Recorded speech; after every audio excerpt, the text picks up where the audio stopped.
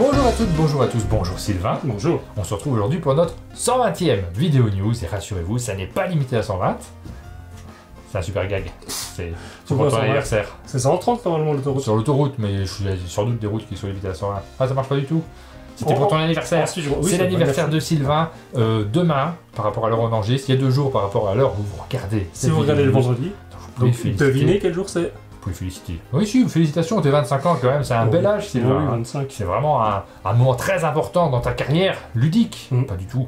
En tout cas, c'est gentil en tout cas. N'hésitez pas. Si c'est une manière de me dire bon anniversaire, je te remercie. N'hésitez pas, dans la description de cette vidéo, dans les commentaires, à offrir quelque chose virtuellement à Sylvain, quelque chose de beaucoup de valeur, comme je t'ai offert dans 2 jours. D'accord. Tu reviens dans 2 jours. Hein. En tout cas, je te remercie pour le cadeau que tu m'as offert dans 2 jours. Ouais, exactement, on l'a pas encore reçu, donc je te l'offrirai dans 2 jours. Vous pouvez faire des cadeaux virtuels, c'est vraiment l'occasion. C'est vrai. On regardera, peut-être tu auras plein de cadeaux magnifiques, tout à fait inattendus. Avec plaisir, je vous remercie d'avance. Et dans cette vidéo news, comme d'habitude, on va revenir sur les jeux qui sortent cette semaine. On va parler des sorties, les jeux auxquels nous avons joué, qu'on a déjà dans notre ludothèque, qu'on vous présente plus en détail, on en montre quelques-uns. Et en fin de vidéo news, on va faire une petite séquence spéciale sur les jeux Legacy, à l'occasion de la sortie de Risk Legacy. Et pour le coup, je vais laisser ma place à Ludovic Maublanc, qui a de la bouteille dans le monde du jeu, donc qui connaît bien. Et vous allez parler ensemble, vous allez faire un petit historique des jeux Legacy sortis depuis 2011. Ben oui, parce que 2011, c'est la date de la sortie de Risk Legacy qui paraît enfin en version française. Il faut un début à tout. Ouais. Il y en a eu plein qui sont sortis depuis, donc on a décidé de faire un petit bilan. Mais avant ça, on va remercier nos sponsors. C'est ça, on remercie tous les gens qui nous soutiennent, donc notamment par Tipeee et Utip, et on va rajouter quelques noms dans le petit chalet.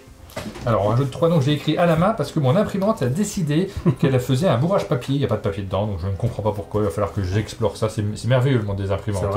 Donc j'ai écrit, on remercie particulièrement Femto qui nous a soutenus, qui est régulièrement sur notre Twitch, Femto, on discute souvent avec lui. Noise, je sais pas comment tu le prononces, 68. Je dirais Noise 68, ouais. Et Thomas Leroy, on vous rajoute. Je dirais Thomas Leroy, ouais. Dans le petit chalet d'un monde de jeu, et nous allons tirer des noms supplémentaires. En fin de vidéo news, vous aurez l'occasion de gagner le contenu de la boîte mystère. On revient donc un peu plus tard là-dessus.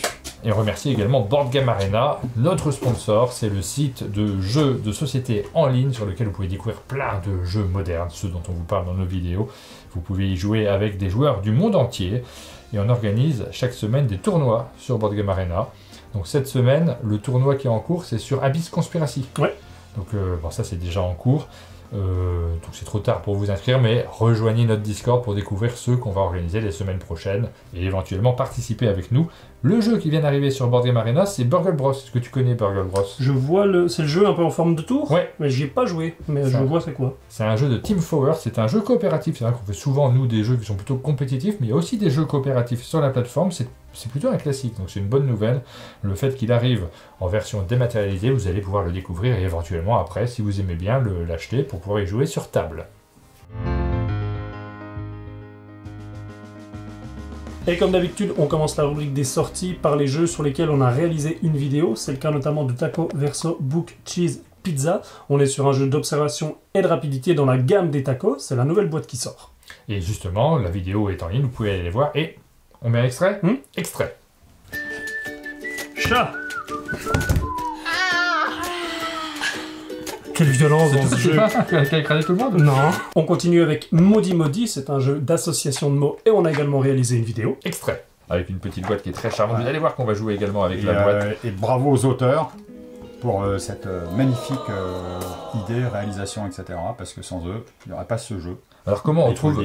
Et donc il faut que je sois aimable aussi avec les auteurs, ça c'est contractuel. C'est toujours très aimable, Mathieu. Bravo à l'éditeur. Toi là tu viens de me couper la parole. Et enfin, Hotel et Birds, ce sont 2 jeux de la gamme Logique qui sortent, pour lesquels on a réalisé une vidéo. Extrait. On va peut-être sauter quelques cartes si tu veux bien. Ouais. Tu connais mieux le jeu que moi, donc dis-moi. Quand j'achète un jeu de Logique, je fais tous les niveaux. C'est un scandale de sauter des niveaux.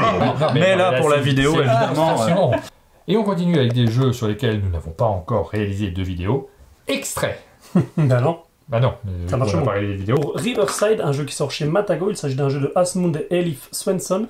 Et donc on fait également un zoom dans la deuxième partie de la vidéo. On va faire un long zoom, très long zoom sur tous les Legacy et notamment sur Risk Legacy. À la fin de cette vidéo, c'est un jeu de Rob Daffio qui paraît chez Hasbro. Donc vous pourrez découvrir plus d'informations sur ce jeu. On continue avec les jeux qu'on n'a pas encore découverts. C'est le cas notamment de Stellarion. C'est un jeu qui sort chez Impatience. C'est un jeu de Shadi Torby. Et on est sur un imposant jeu de deck management dans un univers futuriste. Et c'est un auteur francophone puisqu'il s'agit de Shadi Torby, l'auteur de ce jeu. Il a développé toute une gamme de jeux solo. C'est le cas également de celui-ci, ça peut jouer tout seul, ça peut jouer à deux. Ce sont des jeux dans l'univers, comme il l'appelle. Il y a tout un univers autour de ces jeux-là qui sont illustrés à chaque fois par Élise Plessis. Vous connaissez certainement Les Aventuriers du Rail. Eh bien, une nouvelle boîte sort. Il s'agit des Aventuriers du Rail San Francisco. Et là, donc, on est dans les petits jeux compacts. On avait eu New York, on avait eu Londres, Amsterdam. Ouais, et donc, San Francisco, c'est la 4e boîte. Bah, celui-là, on l'aura forcément, donc on aura l'occasion d'en reparler parce que j'adore cette gamme-là. Je les achète systématiquement. Autre jeu qui paraît, c'est Lands of Galzir. Alors c'est un jeu qui prend un certain temps, c'est signé par Sami Lasko et Seppo Koukas-Järvi. Sami Lasko, ça vous dit peut-être quelque chose, c'est l'auteur de La Vallée des Marchands. Okay. Tu sais, c'est la toute petite boîte, les petites boîtes, parce qu'il y en a plusieurs. C'est les petits deck building, ouais. De deck building, exactement, avec un univers très sympathique, des petits animaux, les parties sont rapides. Bah, c'est le même univers qu'on retrouve dans Lands of Galzir, mais pour des jeux qui sont cette fois-ci, pour un jeu qui est beaucoup plus long. Cool Mini Aeronaut nous propose Massive Darkness 2, Hellscape. Il s'agit d'un jeu d'exploration de donjons coopératif. Et pour information, quelques extensions, on ne les cite pas systématiquement, on va le dire quand même cette fois-ci. Il y a toujours beaucoup d'extensions, tu sais, notamment pour les jeux de cartes à collectionner. Ouais. Ben, cette semaine paraissent Villainous Marvel, Le Pouvoir du Mensonge, Little Town, alors là c'est une extension du jeu de plateau Artisan, Shards of Infinity, Au-delà de l'horizon. Sur la collection Smash-Up, nous avons la faction Mouton qui paraît. Et on termine rapidement avec la rubrique des festivals. Il y en a pas mal ce week-end. C'est le cas notamment à Villeneuve-d'Ascq, à Orléans, à Fontenay-aux-Roses, à Oloron-Sainte-Marie, à Loris, à Bordeaux, à Rosières-aux-Salines et à Pélusin. Et début septembre, le week-end du 10-11, on a déjà noté des festivals à Alinck, à Cestas, à Ifs, à Dijon pour Ludimania. Il y en aura peut-être d'autres qui arriveront d'ici là. On remercie à chaque fois le site subverti.com qui nous informe sur l'organisation de tous ces festivals. Wonderwood, c'est un jeu d'Ellis Thomas Wolfe qui nous propose de partir à la cueillette de champignons. C'est un jeu qui est proposé par Blue Orange. Et ça tombe très bien puisque ça y est, on arrive en septembre. L'automne arrive. Bah oui, il va commencer à faire un peu moins beau, les feuilles vont tomber, on va un peu moins avoir le moral, ça va être la rentrée scolaire. Ah, j'adore, moi. Enfin, à tous des moments. Non, moi j'aime beaucoup l'automne. L'automne et l'arrivée de l'hiver, l'arrivée de Noël, c'est génial. Alors l'hiver moins, mais l'automne, je suis toujours très content parce que c'est beau dehors. Dans le coin autour du chalet, c'est magnifique. C'est vrai. Et puis c'est l'été indien. C'est une saison qui n'existe que dans l'est de la France. C'est vrai. Tu portais une robe rouge. On l'ira. Bon, on revient sur Wonderwood. C'est un jeu de pose de paniers. On va poser non pas des ouvriers, mais des paniers sur les différents champignons pour essayer de les récupérer. On va pouvoir ramasser alors soit des morilles, c'est ça, soit des girolles, soit des bolets ou des cèpes, soit des coulmelles, tu m'as dit. Je connais pas moins ces champignons. On n'est pas des grands experts en champignons. Nous, on sera du genre plutôt à s'empoisonner si on va faire une balade en forêt. Ouais. Il y en a pas mal dans le coin. On est dans une région, notamment à Mory, ici en Franche-Comté. Et à Chanterelle, ça ressemble aux girolles. Mon père va souvent là-bas. C'est vrai. Voilà, mais il vous dira pas c'est quoi. Et pour revenir au jeu, en début de partie, on a mis ici, sur chacun des types de champignons, des cartes. C'est des cartes qui sont numérotées de 1 à 7. 1, 3, 5 ou 7. Ça veut dire qu'à la fin de la partie, la girolle aura peut-être une valeur de 1, ce qui n'est pas très bien, ou alors une valeur de 7, ce qui est excellent. Mais ça, on ne le sait pas encore.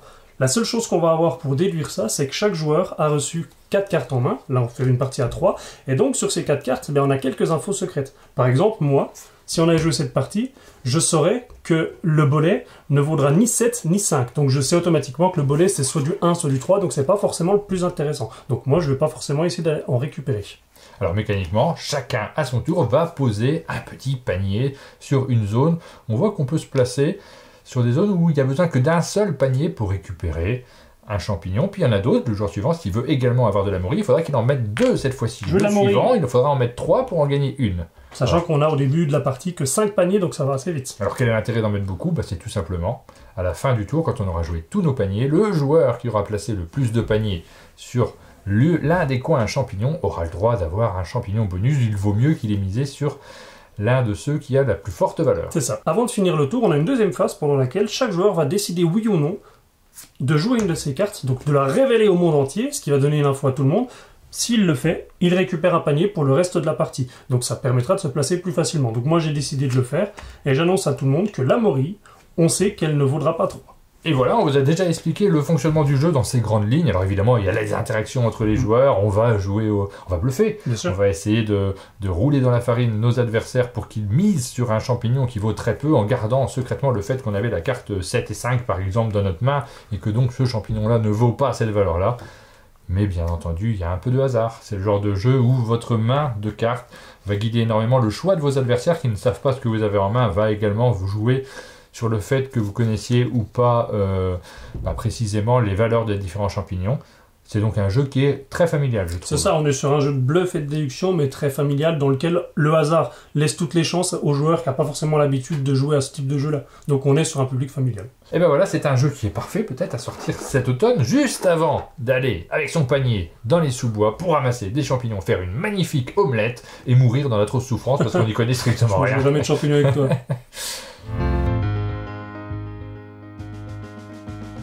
Riverside, c'est un nouveau roll and write qui paraît chez Matago, un jeu qui est signé par Asmund et Elif Svensson. Je pense qu'ils l'ont signé en famille, un jeu qui a été publié à l'origine par Chili Fox. Il y a eu beaucoup de bons roll and write qui sont parus notamment cette année. Ouais. On en découvre un autre et cette fois-ci, on part à la découverte de régions glaciaires. C'est ça, donc nous on va incarner des guides sur un bateau de croisière et donc on va faire visiter différentes attractions aux touristes. Et nous sommes tous dans le même bateau, ouais. Mais on ne va pas forcément emmener notre groupe de touristes, en tout cas visiter les mêmes choses. Nous allons faire des choix. Chacun a sa petite feuille devant lui, son crayon, et bien entendu, puisqu'il s'agit d'un roll and write, il y a toute une série de dés que l'on va lancer à chaque tour, à partir desquels nous allons réaliser les différentes actions. Une fois que le capitaine a lancé les dés, première chose qu'on fait, le dé vert va rejoindre le haut du petit plateau ici, et ensuite on va classer tous les autres dans l'ordre croissant. 1, 3, 3 et le 1 ici et le 6 ici.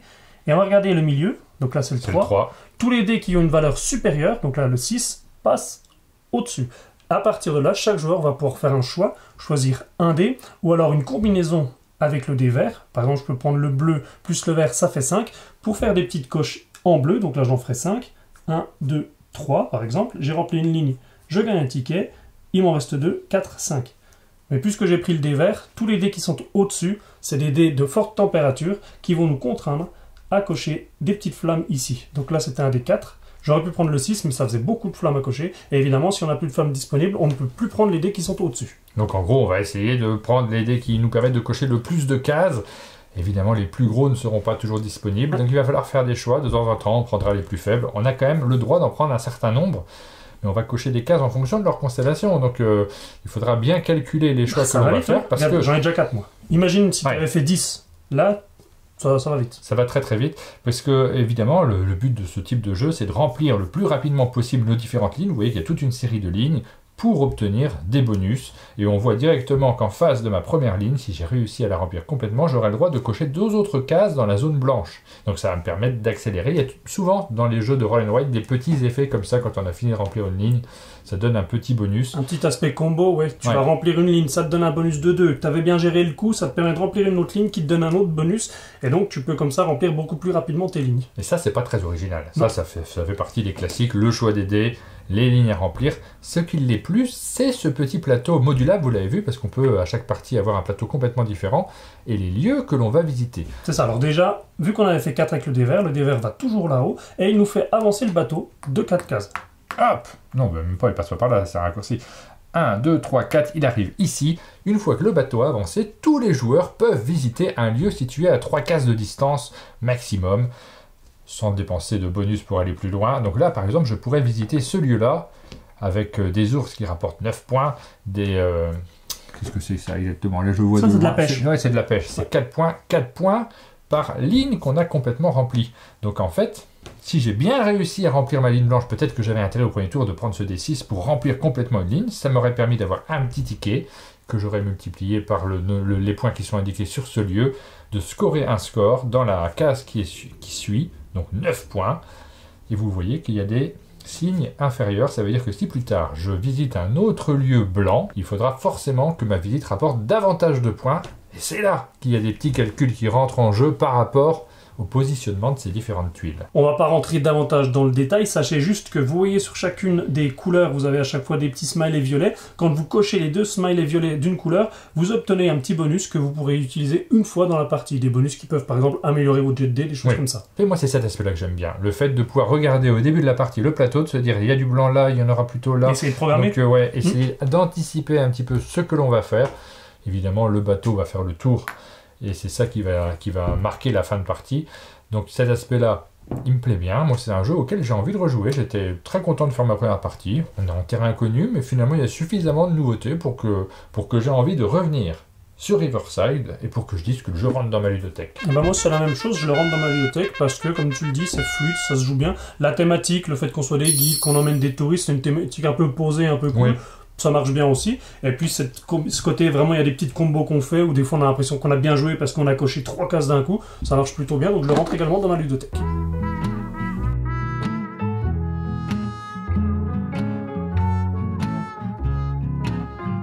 On se retrouve pour une séquence spéciale avec Ludovic Maublanc. Bonjour Ludovic Maublanc. Bonjour à tous. Notre grand expert en jeux de société. Tu as une encyclopédie vivante, tu sais plein de choses. Ah, je suis très vieux, c'est pour ça. Et on va revenir dans cette séquence sur les jeux Legacy, puisque Risk Legacy sort cette semaine en version française. C'est un jeu qui...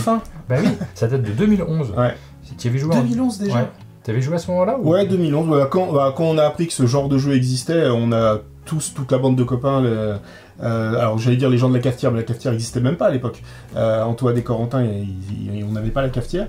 Tout le monde a essayé de s'en procurer, on les a commandés aux États-Unis, on a essayé de les... Alors moi j'en ai 2 en fait, j'en ai commencé 2. J'en ai 3. Voilà, c'est vraiment, à l'époque c'était la folie. Bah oui. Dès que la rumeur a commencé à circuler qu'il y avait un jeu complètement fou qui venait d'arriver, qui a inventé quelque chose, hein, le Legacy, on a tous essayé de se procurer des boîtes. Oui, ça fait déjà 2011. Ouais. Le principe, très simplement, c'est un jeu dans lequel, par risque que vous connaissez, hein, on va coloniser différentes parties, on va taper sur nos adversaires. En général, il y a un joueur qui perd au début de la partie, du coup on le tape plus, du coup il revient et c'est lui qui gagne. Donc c'est long, c'est un peu vieillot, mais il y a eu cette version de Legacy dans laquelle les scénarios évoluaient au fil des campagnes. On jouait une 12aine, je crois, de parties. Il s'est passé plein de trucs. Alors, puisque ça sort maintenant, je ne vais pas vous dévoiler ce qu'il y a à l'intérieur, mais... ce serait dommage de spoiler, il y a des trucs assez fous. Il y avait des boîtes à ouvrir. Ouais, ça, c'est la boîte que j'ai finie, si je ne me trompe pas. Donc, faut pas trop que je vous montre. Toutes les on a tout regardé. Les pochettes. Les petites pochettes. On a un plateau qui a complètement changé, t'as vu? On a écrit notre nom. Bah oui, ça faisait partie. Ça, c'était une astuce assez sympa. Il y a la déclaration de guerre, parce que les risques, c'est un jeu de guerre. Donc, chacun signait sa déclaration de guerre et s'engageait à finir la partie. Et là, je peux pas vous montrer le plateau, mais c'était un peu fou ce qu'on faisait. Et oui, on créait des villes, on nommait nos villes. Regarde là, t'as vu ça? Oh là là, ça c'était là, nous. C'est les Jubuana. Non, ça rappelle tellement de souvenirs. Ah, je me rappelle pas de ces noms de villes. Bah oui, parce que c'est des jeux dans lesquels on nomme les différentes parties du... Il y avait Amaté, dis donc. Voilà. Je voyais pas ça ici. Et il y avait plein de boîtes à l'intérieur qu'on a pu effectivement, il y a plein de boîtes et c'est marqué n'ouvrez cette boîte que quand il se produira tel événement. Alors vous pouvez être sûr qu'au début de la partie, les gens disent bon allez, on fait ça. Il faut absolument que ça se produise pendant cette partie. Donc, voilà. C'est un risque, mais avec dans une ambiance post-apocalyptique, ça on le voit dès le début, avec des factions dans un futur lointain. Et on commence vraiment avec des règles hyper simples. Et à chaque fois, on en apprend un peu plus sur l'histoire, les peuples, etc. Ça évolue, les peuples gagnent des pouvoirs, on a des nouvelles règles. Enfin, c'est assez fou. À l'époque, c'était une révolution. C'était assez chouette, sauf que c'est du risque. Donc nous, la première boîte, on l'a pas terminée. Du coup, j'en ai racheté une pour refaire. Et là, cette fois-ci, j'ai terminé la boîte avec mon groupe de copains. C'était très chouette, mais un peu répétitif. Donc on a été très content d'apprendre que d'autres jeux sont sortis. On va vous montrer tous ceux qu'on a, tous ceux auxquels nous avons joué. Pandemic, Legacy, c'est Rob Daviau, c'est l'inventeur du Legacy, exactement. Et qui est crédité également sur les pandémies. Rob Daviau et Matt Leacock, c'est lui également qui a travaillé directement. Après, vous verrez que sur les suivants, il est plus forcément systématiquement crédité. En fait, il a inventé un style et après ce style-là, les gens l'ont approprié, se le sont appropriés. Première boîte qui sort en version française, c'est le Pandemic. Pareil, on y a beaucoup joué. Il a gagné l'As d'or, celui-ci, puisque du coup, nous, on découvrait cette mécanique-là. Enfin, les joueurs français le découvraient majoritairement, ceux qui n'avaient pas pris la boîte en anglais. Donc, Pandémie revisitée, revue avec la sauce Legacy. Il se passait des choses, un peu n'importe quoi d'ailleurs, plein de trucs dans plein de genres différents. Tu l'as terminé? Ouais, celui-là je l'ai fini. En fait, le problème des Legacy, c'est le problème que j'ai eu avec Risk, c'est de réunir une équipe et d'avoir toujours les mêmes gens à la table régulièrement pour finir. Et des Risks, j'en ai commencé 2, j'en ai fini aucun. Parce que j'ai perdu de vue les gens avec qui je jouais, etc. Et alors, Pandémie Legacy, on a réussi à se astreindre et on faisait à peu près 2 parties par session. Donc, comme c'est une douzaine de parties, on a réussi à aller jusqu'au bout. Et c'était une chouette aventure. Ensuite, le suivant, je l'ai pas. Il s'agit de Seafall. Je l'ai acheté, j'y ai joué. C'est un jeu où il y avait des éléments aussi dedans. Alors, il est plus disponible. Le Pandémie Legacy saison 1 est toujours disponible. On peut encore l'acheter et y jouer si vous ne l'avez pas découvert. Seafall, c'était un jeu de pirate. Ouais, c'était Rob Davio également. Rob Davio, très répétitif. C'est le premier jeu qu'il avait sorti vraiment avec une mécanique qui était la sienne. Ouais, c'est pas le meilleur. Nous, on l'a acheté à la cafetière et on l'a jamais ouvert tellement les retours étaient pas très bons. Les gens qui avaient joué ont vraiment peiné à le finir, tellement c'était un répétitif et pas terrible. Alors, et apparemment, il y a un twist après la première partie qui est assez déceptif. Enfin, il y a plein de choses qui n'ont pas plu aux gens. On en a fait 4-5, mais on a laissé tomber au bout d'un moment. Le seul truc qu'on n'a jamais su, c'est que derrière la boîte, c'est marqué... Ça peut contenir des... Non, il y a des piles à l'intérieur, piles incluses. Moi, je connais un groupe, ils ont été jusqu'à ce qu'ils voient ce qui marche à pile. Ils voulaient absolument être qu'est-ce qui marche à pile dans ce jeu. Et ils ont fini par tomber dessus, fini par découvrir, ouvrir la boîte où il y avait ça, et je crois qu'ils ont arrêté après. Gloomhaven, celui-ci, j'ai eu la boîte, mais je ne l'ai pas gardé. Je crois que c'est toujours le jeu qui est en tête sur les plus vendus, enfin les mieux notés sur le site Board Game Geek, il me semble. Attends, c'est lequel celui-là? Alors le premier, Gloomhaven, il a un côté Legacy également. Alors c'est un peu du jeu à scénario. Est-ce que c'est vraiment du Legacy? Je l'ai pas fait non plus celui-là. Mais il y a des petites boîtes, il y a des choses qu'on ouvre également. C'est surtout un jeu qui a beaucoup de scénarios. Je trouve que c'est limite en termes de Legacy par rapport à la définition qu'on a donnée au départ. C'est des choses qui évoluent vraiment. Là, surtout le Legacy, il y a des choses destructibles, on revient en arrière. Alors que c'est quelque chose qui a été un peu corrigé entre guillemets dans les boîtes, dans les jeux les plus récents. Les jeux les plus récents qui ont un parfum Legacy, ils ont souvent un reset possible. Ouais, mais c'est presque dommage. Parce que moi j'aime bien. En fait, c'est comme un film ou une série. On a fini, on est content. On n'a pas. En fait, quand une série est bien en 12 épisodes, on n'a pas forcément envie d'avoir des épisodes à rallonge qui font rien de bien en fait. Et vous l'avez vu, quand on ressort la map et qu'on voit tout ce qu'on a laissé comme trace, c'est ça qui est sympa aussi. Alors quand on peut tout effacer, c'est un peu dommage. On va vraiment se concentrer sur les legacy, justement, qu'on ne peut pas resetter. Alors, on a également l'Ultimate Werewolf, qui est une pièce de musée qu'on a chez nous. Alors, il est toujours disponible en langue américaine, anglaise, puisque nous, il n'y a jamais eu de traduction dans la version française. Mais c'est un jeu Legacy assez incroyable, puisque c'est du loup-garou. Mais avec, regardez à l'intérieur, cet agenda dans lequel on va pouvoir noter et faire évoluer les règles, parce qu'il y a ça aussi dans les Legacy, c'est les petits autocollants qu'on met dans les règles. Et ça, c'est vraiment un des principes de base. Si on commence avec des règles ultra simples, et après chaque partie, on colle un sticker avec une nouvelle règle, on dit attention, ça maintenant on fait plus comme ça, on fait d'une nouvelle manière un peu plus compliquée. Nous, on avait très envie de le faire. Oui, ça a l'air fou ça. Regarde, ça c'est des autocollants qu'on peut. Mais c'est un loup-garou villageois, loup-garou, etc. Hein. Donc en fait c'est encore plus dur du coup parce qu'il faut trouver la bonne équipe, faut être assez nombreux. C'est le problème. Alors avec Sylvain, quand on l'a trouvé, donc lui se rappelle qu'on l'a trouvé à Essen, moi je m'en souvenais plus. Et c'est un jeu où on s'est dit on va attendre d'avoir la bonne équipe et on attend toujours. Oui, parce que une bonne partie de loup-garou, on va être une dizaine, je pense. Enfin, je sais pas, une petite dizaine, alors, douzaine. Tu peux changer en fait. Tu peux jouer avec d'autres joueurs, c'est pas grave si d'autres s'en vont. The Rise of Queensdale. Alors celui-ci n'est jamais paru en français, donc vous n'allez pas pouvoir le trouver. C'est un jeu Aléa, Ravensburger, donc signé par Inka et Marcus Brandt, et il était assez chouette parce que c'est le premier jeu dans lequel il y avait comment ça s'appelle, un débouche-chiotte. Un calendrier de l'avant? Non, c'est pas ça. Non, il n'y avait pas ce côté. C'est un autre nom, mais évidemment. Une ventouse. Une ventouse. Il y a une ventouse à l'intérieur. Pour attraper les tuiles. Sur le plateau. Le plateau est constitué de tuiles qui sont imbriquées les unes dans les autres, donc il fallait y aller à la ventouse pour pouvoir soulever la tuile. Ça y est, j'ai envie d'y jouer. Je veux jouer avec la ventouse. Ça, c'est un élément de jeu. Un de ces quatre, on fera une vidéo sur les éléments de jeu improbables qu'on trouve dans les autres sociétés. Parce que je vais la retrouver, cette fameuse ventouse. J'en sais rien. Alors celui-là, je me souviens très bien l'avoir vu à Essen et m'être dit, dès qu'il arrive en français, je l'achète. Eh ben nous on l'a pas attendu. Nous on l'a découvert à Cannes, on a eu l'occasion d'y jouer sur les premières versions parce que l'éditeur se posait la question de le faire et finalement Il n'est jamais sorti en français. Ah, on a fait un off parce qu'il fallait que je retrouve la ventouse. On a retrouvé la ventouse, donc là on a attrapé. C'est bon, on peut jouer. Hop, les différents éléments, donc ils étaient tous fabriqués, tu ne pouvais pas les enlever du plateau. Et hop, tu les attrapais avec ta ventouse pour pouvoir les soulever. Indispensable, matériel qu'on ne trouve pas dans tous les jeux. Ah non, ça c'est ça. Ça, je les garde pour une future vidéo. On fera peut-être des questions. Si vous avez vu cette séquence plus tard, dans 5 ans, quand on fera des questions dans quel jeu il y a une ventouse, vous pourrez vous souvenir de The Rise of Queensdale. Vous l'avez fini ou pas? Alors celui-ci, moi j'estime qu'on l'a fini. C'est-à-dire qu'à un moment, on est arrivé très très loin dans le jeu avec mon groupe. On savait qui avait gagné parce qu'il y avait un système de scoring et on voyait qu'il y a un joueur qui était très en avance. Et on s'est dit, est-ce qu'on ferait pas d'autres jeux plutôt maintenant, plutôt que de se refaire une soirée, on va faire que ça en boucle. C'était un poil répétitif sur la longueur. Souvent, les jeux de ce type-là, ils sont moins intéressants par leur mécanique que par leur découverte. Ouais. Si tu as le sentiment que tu as fait toute la découverte, c'est ça. Tu as moins envie d'y aller. Donc nous, comme des grands, on a regardé ce qui se passait et on s'est dit, bon, bah, on a terminé, t'as gagné, ok, on regarde, et puis voilà. Donc on n'a pas fait les toutes dernières parties, mais on a été au bout du jeu. Et l'histoire qui se développait était intéressante? C'était très à l'allemande, donc un peu répétitif, avec des mécaniques, je prends des ressources, je vais acheter des trucs, j'essaye d'avancer sur les points de victoire. Donc très très à l'allemande comme type de jeu, c'est pas le premier que je vous conseille pour l'immersion, mais ça a bien fonctionné puisqu'on a, on a réussi à aller au bout. Vous êtes quasiment arrivé au bout, c'est déjà pas bien.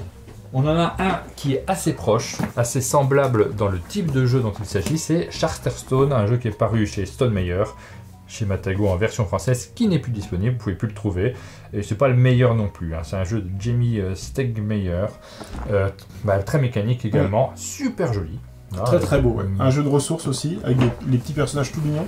Et une petite boîte dans laquelle on allait chercher les différents événements qui allaient se passer. Non, vraiment, c'était très très chouette en termes de matériel, en termes de boitage.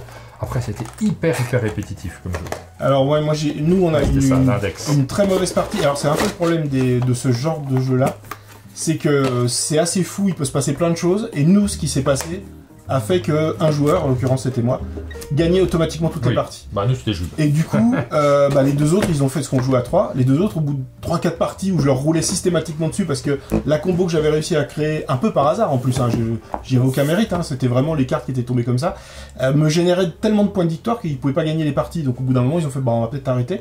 Par contre, je sais que j'ai d'autres groupes, à Dijon notamment, qui ont fini la partie, qui ont adoré, parce que peut-être ça s'est bien mis pour eux, et ils ont refait une campagne dans la foulée.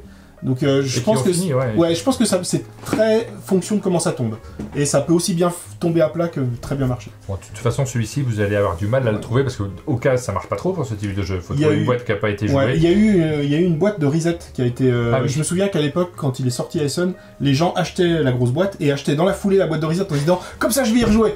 Et bah s'ils ont été aussi déçus que nous, je pense que leur boîte de reset, elle existe encore. Deuxième boîte de Pandemic Legacy, on continue à avancer dans les âges. Donc la saga a tellement bien fonctionné la première qu'ils ont fait la saison 2. Celui-ci, je ne l'ai pas terminé. Avec mon groupe de joueurs, on n'a pas réussi à se retrouver. On joue pas ensemble, mais on a les mêmes expériences. On n'a pas fini non plus. Alors c'était peut-être la moins intéressante des trois, parce que je l'avance un petit peu en date, mais il y en a une troisième. Celle-ci m'a moins plu. On va sortir la troisième maintenant, en fait. Qui est paru il n'y a pas très longtemps la troisième, mais pas longtemps après celle-ci. En réalité, il y a eu pas mal de temps entre la première et la deuxième, si je me souviens bien. La troisième, elle est parue un petit peu derrière et on l'a faite à deux. Ouais, on l'a faite à deux et c'est vraiment finalement la confconfiguration idéale pour faire un Legacy, parce que c'est plus facile de se réunir à deux, hein, juste que quand il y en a un qui manque, voilà, c'est plus vite fait. Et elle était vraiment très très chouette cette histoire. Pour la deuxième, je sais pas ce qui s'est passé à la fin, mais je la trouvais moins passionnante de toute manière. Alors moi j'étais vraiment hypé, on aurait enchaîné les parties. C'était, il y avait un plateau complètement vierge, pratiquement vierge, parce qu'on voyait vraiment qu'un petit bout d'Amérique du Sud, un petit bout d'Europe, et on venait coller des autocollants pour découvrir ce qui était arrivé au monde. Donc ça, sur le papier, moi ça me rendait fou, je me suis dit, ça va être génial.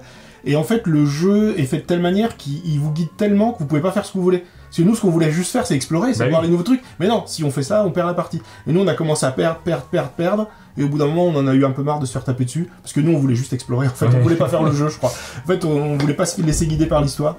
Donc voilà, donc on était un peu frustrés par ça. Par contre, moi, ce qui m'a vraiment plu dans Legacy épisode 0, c'est que ça change complètement d'ambiance. On joue des agents secrets dans les années 60. Et là, on n'est plus avec des cubes de maladie, on est avec des agents ennemis, des agents russes, qui sont un peu partout dans le monde, et il faut pas se faire gauler par eux, il faut faire gaffe qu'ils soient pas trop nombreux, etc. L'ambiance est complètement différente, et elle est vraiment cool. Donc si je vous en conseille une, à la limite, maintenant commencez par la saison 0, en plus c'est le premier numéro, 0, ça passe avant les autres, 0. Et puis c'est quand même... Et puis en termes d'histoire, il y a un rappel par rapport à la saison 1, il y a plein de choses très intéressantes. Il y a des passeports à l'intérieur dans lesquels vous ajoutez des moustaches et des chapeaux aux personnages, c'est parfait ça. Ça c'est génial. Vraiment un bon élément. Ensuite, Le Machikoro, donc Miniville, en version française, mais maintenant ça s'appelle Machikoro partout pour avoir le même titre dans toutes les versions. Il y a eu une version Legacy, c'est un jeu qui est familial à la base. Donc nous on y a joué, en groupe, en famille. On en a fait quelques parties, ça commençait à devenir très répétitif. On n'a pas eu spécialement une envie folle de revenir dessus. Donc on a fait, je sais pas moi, 5-6 parties quand même. On n'a pas été au bout, mais je n'ai pas de regret particulier sur celui-là. Je l'ai et je l'ai pas démarré. Bon. Il est à la maison. En fait, j'avais mon équipe avec qui on faisait Pandémie, donc on a fait le 1 et le 2, et le 2 on l'a pas fini, on était un peu déçus. On s'est dit tiens, on va essayer dans un autre Legacy, j'ai pris celui-là, puis finalement franchement c'est correct. Pas démarré. C'est pas dingue non plus, c'est pas celui vers lequel je vous conseille le plus d'aller. Celui qui a remporté un gros succès, plein de prix, c'est Kings, le Dilemme du Roi. J'allais le dire en anglais, qui va bientôt avoir une nouvelle version, le Dilemme de la Reine. Celui-ci, on l'a essayé, on n'a pas du tout accroché dans notre groupe, il n'y a pas eu d'ambiance autour de la table, ça n'a pas vraiment fonctionné, mais beaucoup de joueurs adorent ce jeu. Et ben, alors nous, on a eu un peu la même expérience, décidément. On a essayé, on l'a démarré à l'atelier, à 4. Et sur les 4, il y en a 2 qui ont détesté, et 2 qui ont vraiment trouvé ça cool, dont moi. Moi, j'ai vraiment bien aimé, en fait. Nos 2-3 premières parties, on a dû faire que 2 ou 3. Et moi et Corentin, on a adoré, on a trouvé ça vraiment cool, puis on était à fond dans le jeu, etc. Antoine Boza s'est très vite désintéressé du truc, il commence à plus participer au vote, et il en avait rien à foutre, il partait faire autre chose, donc là, au niveau ambiance, c'était moyen. Et Jonathan a pas aimé non plus, donc du coup, on s'est retrouvé à 2 contre 2. À essayer de les tirer en disant allez on fait la suite, puis au bout d'un moment on a laissé tomber. Et puis, En fait il y a un problème mécanique sur ce jeu, c'est-à-dire que c'est un jeu qui vous propose de créer une ambiance autour de la table, donc il faut faire l'effort d'y participer, mais si on se concentre sur juste notre intérêt immédiat d'après ce qu'on sait, parce qu'on sait pas tout en fait sur ce qui va se passer, ça fonctionne pas vraiment, je veux dire ça comme ça en fait, et nous c'était le même problème, c'est que mécaniquement il y a des joueurs qu'on a un peu laissé tomber, qui ont participé plus au vote. Et du coup, la partie ne prenait plus. Il ne se passait plus rien autour de la table. On n'a pas eu l'expérience d'une partie qui fonctionne. Je serais curieux de voir comment ça marche. Je sais qu'il y a eu des vidéos sur internet, mais je les ai lancées. De vue de l'extérieur, j'ai eu du mal à rentrer dedans. C'est comme dans un jeu de rôle. Vu de l'extérieur, c'est jamais très passionnant. Il faut être dedans, il faut vivre le truc. Sinon, mais c'est aussi un des problèmes du Legacy. Tout dépend de l'équipe avec qui tu le fais, en fait. Là, il faut vraiment. Je pense qu'avec les bonnes personnes qui sont à fond dedans, ça peut être vraiment très chouette. My City, c'est le Legacy de Rainer Knizia. J'en ai fait plusieurs parties, je l'ai commencé avec toi. Ouais, on en a fait une ou deux. Ça n'a pas été. J'ai pas un souvenir de Ludovic Montblanc hyper enthousiaste. Non, mais typiquement, c'était pas extraordinaire, mais en même temps, comme il y a une progression, on découvre des trucs, on a envie de faire la suite pour se dire, allez, il y a quoi après, quoi. Ça marche bien. Celui-ci, j'y joue avec Sylvain et on a continué il n'y a pas très longtemps, donc on le joue sur le très long terme. Mais avec beaucoup de plaisir. Moi je m'amuse bien sur ce jeu. C'est hyper mécanique, ça ne nous raconte rien du tout. Mais d'un point de vue mécanique, j'aime bien. Donc celui-ci, ça fait partie de ceux que je conseille encore si vous aimez en tout cas les pentaminos et le fait de poser des différents pentaminos les uns à côté des autres en fonction d'un tirage au sort. L'avant-dernier. On a pas mal quand même des Legacy. C'est une famille qui est assez complète. Celui-ci, on y joue encore. On n'a pas terminé on n'a pas encore notre campagne. Tu es aussi de la campagne. Ouais. Le Clank Legacy, c'est un Legacy qui est basé sur un jeu que j'aime beaucoup. Moi, Clank, ça me plaît bien, un deck building rigolo. Donc on retrouve ça à l'intérieur. Et il va se passer des aventures. Il y a beaucoup de second degré. C'est l'un des seuls Legacy de rôle. C'est quand même étonnant que finalement le côté humoristique ne se va plus développer. C'est systématiquement des jeux sérieux. Celui-ci, il est rigolo. Il est un peu bavard, je trouve. On colle énormément d'étiquettes. En fait, c'est beaucoup de choses tout le temps. On a beaucoup de phases où on doit aller dans un livret pour savoir ce qui se passe, quel événement on déclenche, etc. On a des autocollants à coller. Et comme en plus, on est un peu curieux en tant que joueur. On voit une case, avec un numéro en disant tu vas là-bas, t'as un truc, on y va forcément. Donc du coup, on en lit beaucoup. On en développe beaucoup de choses à chaque partie, et effectivement on a beaucoup de temps mort, on s'arrête pour lire le truc, mais il y a vraiment il y a plein d'astuces assez chouettes pour le coup. Et alors il y a plein de matos à l'intérieur, il est un peu cher, mais il est difficile à trouver je crois parce qu'il n'était pas en boutique, je ne sais plus. Je crois qu'il est arrivé, mais il a été produit de manière assez particulière, je crois. Il doit pas être facile à trouver. C'est pas un jeu très vieux, donc vous devriez... Alors moi ça m'a assez plu de jouer avec vous, donc du coup j'en ai acheté une boîte à la maison. Ouais, tu l'as fait Non, elle est sous cello, elle attend. Là on va finir notre version, et puis après je ferai celle-là avec d'autres personnes plus tard, dans 5-6 ans, quand j'aurai oublié, quand on aura envie d'y rejouer. Et le dernier en date, celui auquel on a joué à la fin de l'année dernière, c'est Le Projet, un jeu de Corey Konieska. Celui-ci, nous on n'a pas tellement accroché parce qu'il y a un petit principe qui est extrêmement simple à la base de ce jeu, un petit côté un peu pendu. On y a joué à 2 avec Aline également. Ah, vous avez continué? On n'a pas continué nous derrière, mais ça m'a paru trop simple d'un point de vue mécanique. Mais par contre, regardez cette épaisseur de plateau, on se doute qu'il y a des choses secrètes qui sont cachées à l'intérieur. Il y a des trucs à détacher, il y a une petite bande dessinée. L'univers est assez fou. L'idée, la promesse, elle est chouette. Ça, c'est vraiment très chouette. La mécanique est un peu pauvre, de mon point de vue. Donc en fait, c'est dommage, parce que tu as envie de jouer quand même au jeu, si le jeu en lui-même n'est pas excitant. J'ai l'impression qu'on est vraiment dans quelque chose qui s'adresse plus à des jeunes, enfin des ados ou à jouer en famille en fait. Peut-être. Entre joueurs, en fait, ça raconte l'histoire d'ados qui découvrent un jeu dans un vide-grenier et on joue à ce jeu en fait comme si on était les ados qui découvrent ce jeu.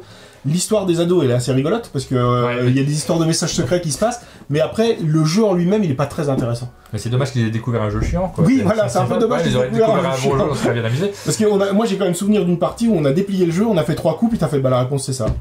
On a regardé fait bah oui. Et du coup on avait mis plus de temps à lire la BD, à mettre le jeu en place qu'à vraiment faire le jeu en fait. Alors on n'a pas été très loin, donc ne vous fiez pas forcément à tout ce qu'on raconte, peut-être qu'on se trompe et qu'on est passé complètement à côté de ce jeu. Les collègues de la cafetière faisaient la campagne en parallèle de nous pendant la dernière fois qu'on a joué, et du coup ils sont arrivés un peu plus loin et toutes les choses dont je me méfiais, me dit il va sûrement se passer ça, ils m'ont dit oui puis c'était pas bien. Okay. Bon, celui-ci nous a pas plus enthousiasmé que ça, mais c'est dommage de pas avoir vu ce qui se passe sur le plateau et tout ça. Souvent les Legacy, même quand c'est pas terrible, t'as quand même envie d'aller au bout. Oui, mais celui-ci étant simple, c'est presque dommage. C'est un peu dommage. Alors j'ai regardé ce qui allait arriver. Est-ce que j'ai vu dans la liste des Legacy sur le site Board Game Geek que Arceus était noté? C'est un Legacy ou c'est un jeu qui se reset? Enfin si, ça peut se resetter. Si, ça peut se resetter, mais c'est vraiment conçu comme une histoire en 8 chapitres. Plus, on a réécrit des scénarios pour le Kickstarter, donc au final il doit y avoir 12 épisodes, je crois, en tout. Et ça c'est vraiment fait pour se vivre comme une aventure du début à la fin. Avec une histoire qui progresse, etc. Et effectivement, on peut le reset et le redémarrer. D'accord. Mais pour moi, oui, c'est un Legacy. Même si on a prévu des choses pour qu'il soit reset, comme beaucoup de Legacy qui sortent en ce moment. Donc ça, normalement, c'est pour la fin d'année. Normalement, oui, j'espère. Divinus, on l'a présenté, nous, sur notre chaîne, vous allez retrouver une vidéo. C'est un jeu qui arrivera l'année prochaine, normalement. Il y a My Island, qui est la suite de My City. Ça, j'ai vu passer, qui devrait arriver. Et j'ai vu, alors il y en a plein, il y en a des dizaines et des dizaines qui sont notés, qui vont arriver. Et j'ai vu annoncer Risk Shadow Force, donc peut-être un autre Risk Legacy. Il sortira un 2 dans la foulée du jeu. Je ne sais pas. Là, c'est possible. J'ai vu annoncer ça, mais est-ce que c'est déjà sorti déjà? Est-ce que c'est quelque chose qui arrivera chez nous? Est-ce que c'est vraiment intéressant? J'en sais pas beaucoup plus pour l'instant. Voilà, pour notre rubrique spéciale Legacy, on espère vous avoir donné envie. Si je devais en conseiller un seul, moi, ce serait le Pandémie saison 0, que je trouve vraiment très très cool. Et puis dans les plus petits, My City, moi ça me plaît bien.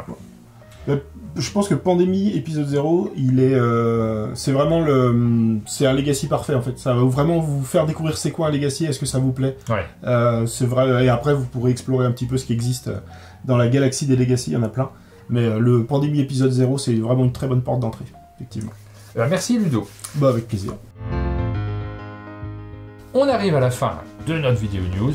Avant de conclure, on a quand même quelques rubriques qui sont importantes. Déjà, on va tirer au sort les noms pour la boîte mystère. C'est parti pour le tirage au sort du chalet. Donc je vous rappelle le principe, on va tirer des noms au hasard. Et moi j'ai sorti la boîte mystère. Dans cette boîte mystère, il y avait déjà Noctiluca, plus précisément, Cubosaur, chouette petit jeu estival, Speed Letters, Little Battle, et on rajoute cette semaine, comme on a parlé des nouveaux jeux de la gamme des Aventuriers du Rail, on a rajouté l'extension Pologne. C'est ça, c'est une extension, exactement.